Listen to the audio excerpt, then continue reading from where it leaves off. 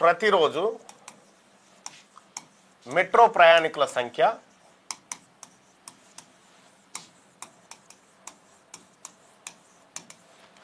సుమారు 5 లక్షలు.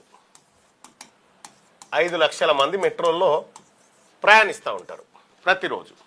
ఇది గతంలో కంటే ఎక్కువ. మీరు మెట్రోలో పోతున్నటువంటి వాళ్ళు కూడా ఎవరైనా ఉంటే, మీరు మెట్రోలో పోతూ ఉంటే మెట్రో రైలు ఇప్పుడు ఫుల్గా ఉందా ఖాళీగా ఉందా ఎట్లా ఉంది ఒకసారి చెప్పండి. ఏమైంది పసిపాప గోల, నేనే చేస్తుంటా నువ్వు ఇంటికాడ పడుకో. ఇక్కడ 5 లక్షల మంది పోతూ ఉంటారు కదా.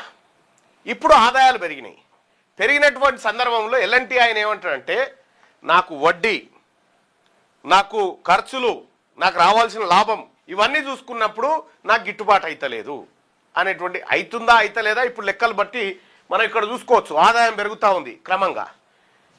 ఇందులో మెట్రోకి ఒక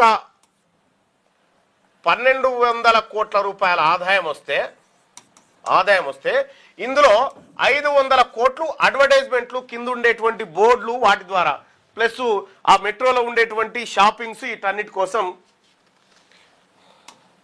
టికెటేతర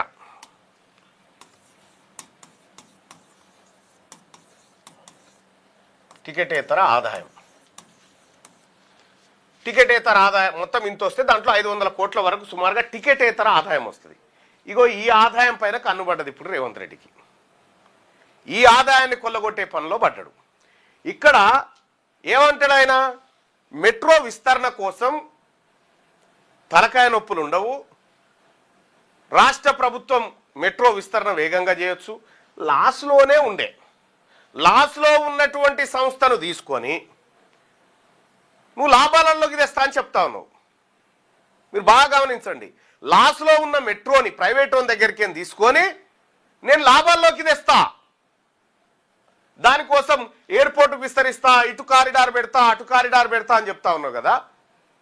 రేవంత్ రెడ్డి గారు, నువ్వు నిజంగా మొనగానివి అయితే, నిజంగా నువ్వు తెలివికాల్లోనివి అయితే, నిజంగా నువ్వు ముఖ్యమంత్రికి ఉన్న లక్షణాలు నీకుంటే, ఈ నష్టాల్లో ఉన్న ఎల్ఎన్టీ మెట్రోను లాభాల్లోకి తెస్తా అంటున్నావు కదా. మరి